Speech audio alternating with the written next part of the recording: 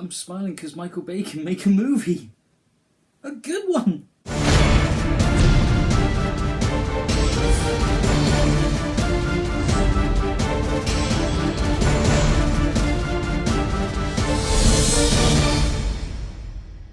Hello nerdians and welcome to another episode of Movie Nerds, and this week I'm looking at 13 Hours, the new Michael Bay movie. And it's the story of the soldiers who basically defend this American embassy from a shitload of people, and they were pretty much the bravest soldiers to accept this mission and to basically kick ass. And then they were the soldiers of Benghazi, and sorry if I mispronounced that, but yeah, bottom line is, this movie, Michael Bay is back, dare I say it, after taking a break from Transformers, the Search for More Money franchise.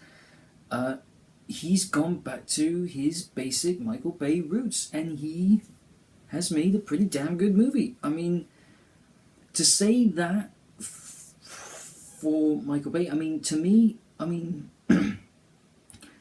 Bad Boys 1 and 2, call them as you will, they are damn good movies, especially Bad Boys, both of them, really. I mean, they are entertaining popcorn movies. Michael Bay pretty knows how to do a popcorn movie.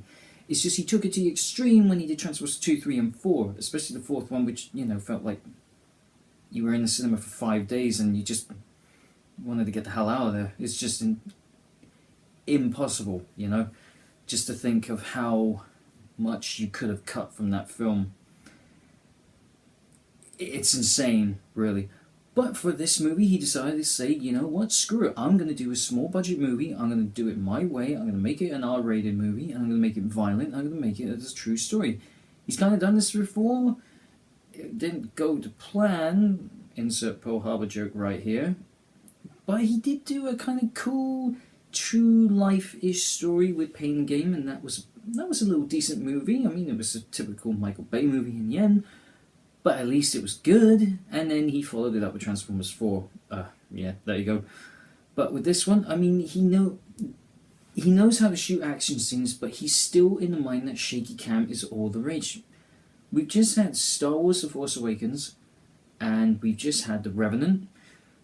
2 action movies, no shaky cam, could see what was going on. There are moments in this where it like goes on the point of even beyond the Paul Greengrass film where it's like, I am going to throw up. But when the good stuff happens, at least you can see it. That's the thing. It's just there's too much shaky cam at times, and you do feel a little bit like, ugh. The cast in this film, top notch, especially the nerdy dude from The Office. He was great, totally unrecognizable in the movie, and he actually built like a brick shithouse for the film. He was different, man. I mean, it's just so different to see him from in this movie than you see him in The Office. Special mention goes out to James Badge Dale, who many of you would probably recognize from Iron Man 3, and also the dude who had his arm chopped off in 24 Season 3. Badass action dude. He really is. I mean, he could be one of those serious, like, typical action movie villain thugs, like the second in command.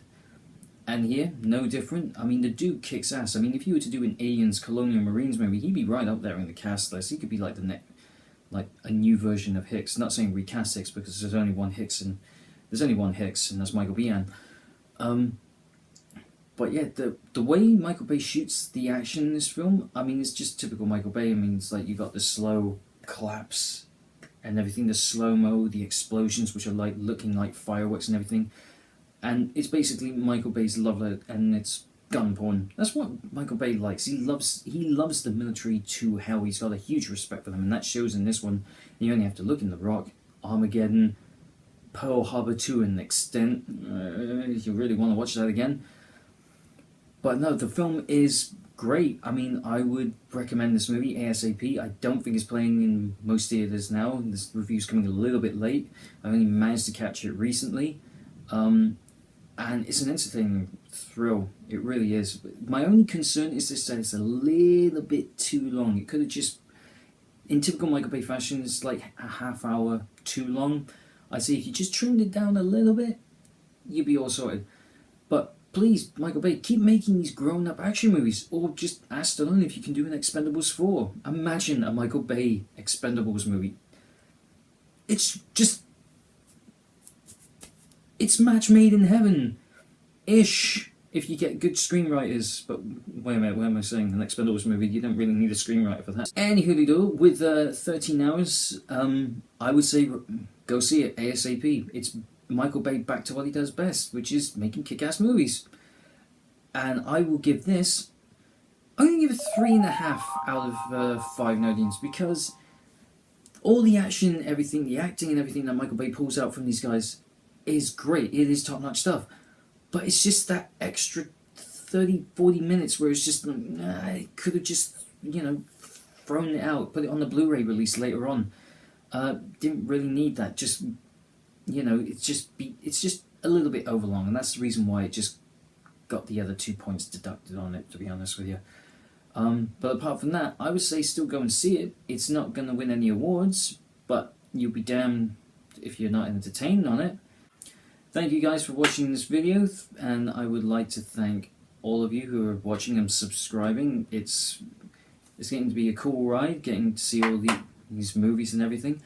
And my next cinema review is going to be a certain Marvel superhero who is opening in a few days' time, and starring a certain Ryan Reynolds, and some chimichangas are going to be served up, and I cannot wait for Deadpool, man. That's going to be so good. Anywho, keep an eye out in the future, because a future episode is actually going to be looking back at some of the worst films I've ever seen, starting with the pick of the bunch. A film so bad that even bad itself is ashamed to be associated with it. A film so bad that it has been the bane of my existence. Every Spider-Man has his Venom. Every Xavier has his Magneto. Every Sherlock has his Moriarty. Every Superman has his Lex Luthor. But this could be my certain worst villain ever. And